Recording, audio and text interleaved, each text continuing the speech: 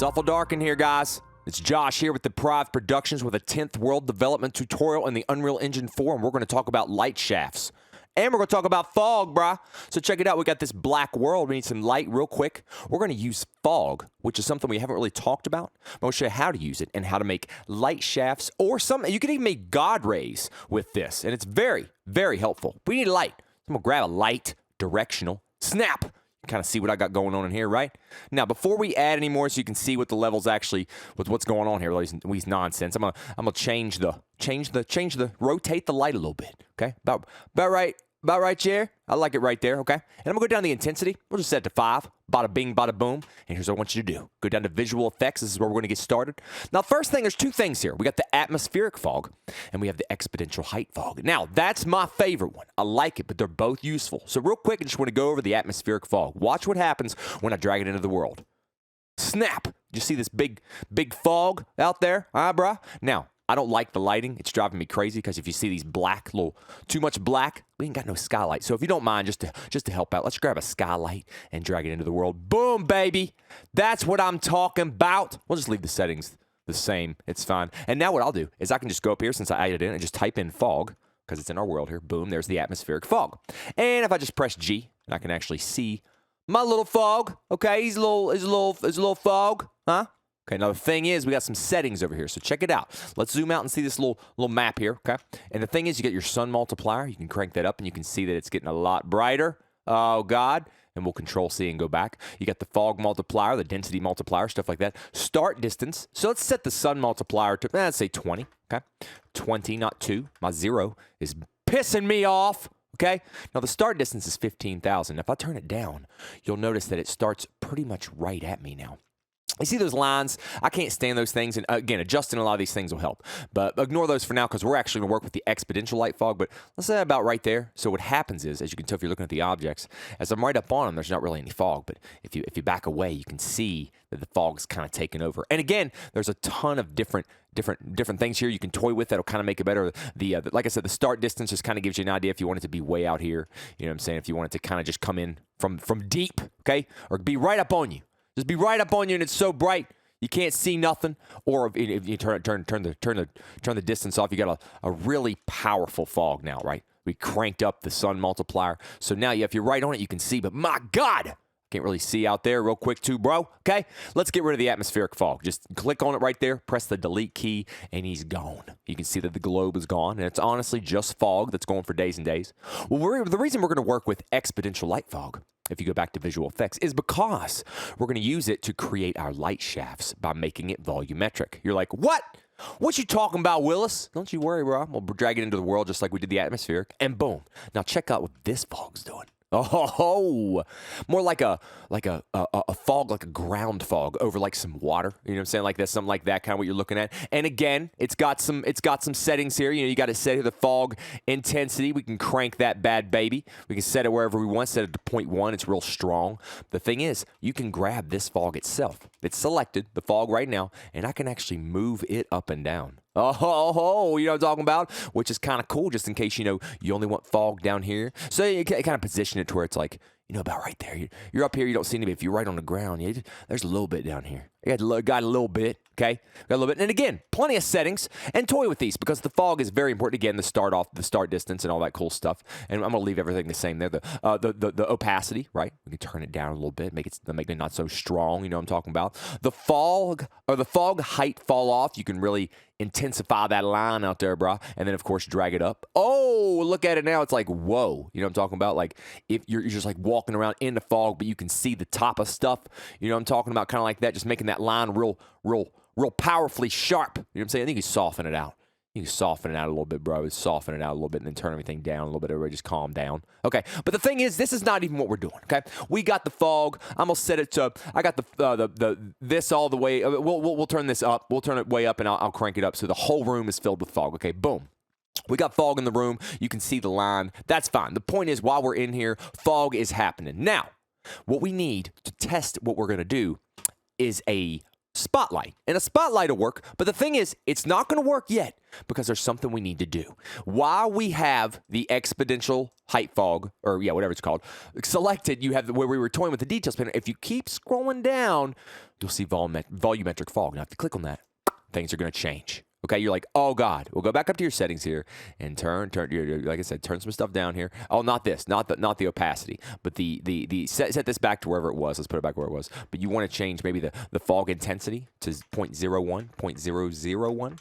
Oh, wait for it. Sorry. We actually need to move it down a little bit as well. Move it down a little bit. Actually, this will probably adjust that a little bit better. You know, it just depends on how you want to do it. But let's put it in here and let's turn it down as low as we can go without it making too much. The opacity is definitely what you want to change a little bit, but we only want a little bit down here. I don't want too much. So I might actually make the height or not as powerful like that. So it's just like it's taking the whole place now, guys, but now we can just turn up the fog and it's taking up the entire room. So what I've done is I set this to maybe, we'll go 0.1, and we got the fog fall off all the way to 0.001, and then this is set to, about maybe 0.5 would be good.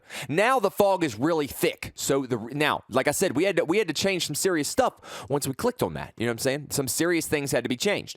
So now I'm going to explain this to you. If I turn this off, we can still see the fog working, so this will actually work really well. Let's drag in, go to lights, and let's drag in a spotlight. Okay, you know what I'm talking about, like spotlight right there, bro.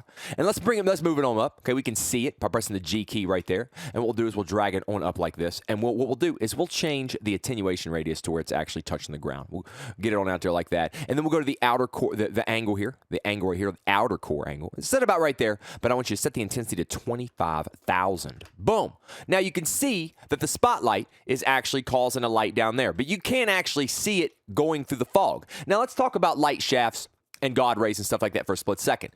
These types of effects that you see in real life are because there are billions upon billions of particles in the air, and the light is trying to shine through them. It's not trying to, it's not attempting to, it actually is. So to replicate that, the computer needs to know that the fog itself is volumetric, which means it exists. You know, it's not just, you don't just see it, it exists. So it's you know, if you shine a light through a bunch of dust, you see that kind of deal. So there's our light, right? Well, if I go back to the exponential height fog and I go down and I turn it on volumetric, boom. What you got now, okay? You got a little light shaft, okay?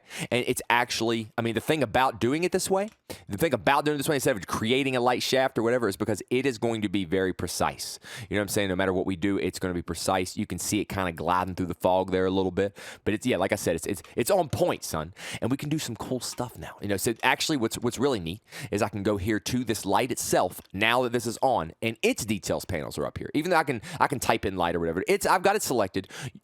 You can go down to volumetric scattering intensity, and you can see that it's set to 1, right? Well, I can set it up to 4, okay, right? And I can really crank it up. So I can actually crank up the intensity of that light shaft. And like I said, you can imagine using like a directional light and shining it through windows into this foggy room. And again, you would have a really, really powerful kind of God ray. Now, there's a lot of things that need to be changed when it comes to like affecting it, because it disappears when you go away. Tons and tons of settings here can all be changed. But I just wanted to show you guys that creating light shafts and God rays and stuff like that. I mean, look, I can shine it to the side, and it's not even reaching up. It's almost reaching the wall, but it's not. But you can actually see the light that it's emitting now in front of it. And it's, you know, I'm like, grab a point light, okay? If I grab a point light and I set it right there, and bring it up a little bit, bring it over here a little bit. I got him. I can change the color of it to maybe like a purple, like a little pinkish purple, right? And we got the light here. Now let's crank up the attenuation radius a little bit and crank up it to about 1,000. 1,000. Yeah, you can see that the light actually has it's like a globe. You can see a little globe of light there, right?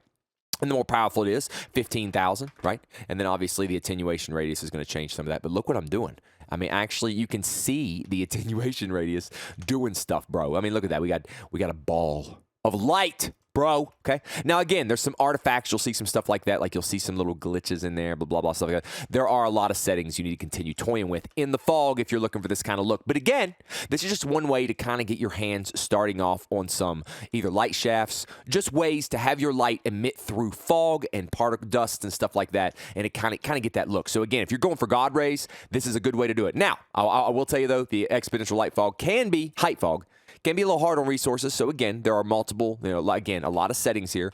Go through them, toy with them. The fog, the atmospheric, visual effects. You got the atmospheric again, and you got the height fog. Like I said, this height fog was more of a, it's got the fall off, so we could crank it like this and boom. When the atmospheric was the entire globe, right? So toy with those. The fog is very important. You can see how powerful it is. It's literally just a click away, and then you can be doing cool stuff like this with your lights. You know what I'm saying? But make sure your exponential height fog has the volumetric, because you can tell it's not doing anything now. If I turn it on, and of course, a few more settings here. The scattering distribution, kind of see exactly where it's coming from, right? See where it's scattering, if it's closer to the light, if it's further away from the light. And you can see the light up there in the sky.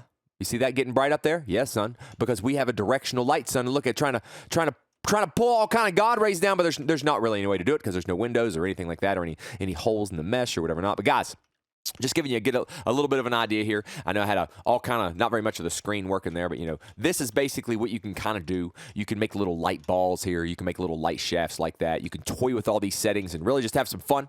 So like I said, this is just a real quick tutorial to show you guys what you can do a little with God rays, or not God rays, but with light shafts. But like I said, you need the fog. You want to use the fog. It's very, very, very, very important. And it helps a lot. It really does. It helps a lot. It helps to the way the game looks and some stuff like that. And again, what's really cool is I can just type light if I needed to find if I couldn't click on it or whatever. Now you can type light, and I got the point light here, I got the skylight there, and I can still adjust all these things, and boom. And like I said, I would obviously go back to this bad baby and crank that attenuation radius up a little bit more. Sun, got a big old ball, okay, big old ball of pink nonsense. I love it. Guys, thanks for watching. That's pretty much it. We will be jumping into another type of fog in the next tutorial because we're going to create a particle system that is our fog, to kind of keep resources to a minimum. And I'm going to show you how to make a fog material to use that. So we're going to learn a couple cool new fog things coming up in the next tutorial or two. But guys, just a real quick view on the atmospheric and the exponential height fog and what they can do. A lot of settings here. You need to toy with them so you completely understand, because I'm bad at explaining a couple of them. I can use them, but a lot of tweaking. It's okay, though. It's worth it, I'm telling you. But again, when it comes to these kind of light shaft looks, you know how to do it now. Literally, make sure you got your volumetric fog on, and then get done. Get done. You know what I'm talking about? Thanks for watching, guys. Love you, miss you. Josh here with DepriveD Productions. Please subscribe to the YouTube channel and check out all of our videos. There's over 100 of them. Just get down and dirty with it. You know what I'm talking about? Watch all kind of stuff. Get with us on SoundCloud. DepriveD, capital D at the beginning, capital D at the end. DepriveD Productions on Facebook. Find us, follow us, listen to us, play with us, share us. Love you, miss you. We'll see you next time. Peace.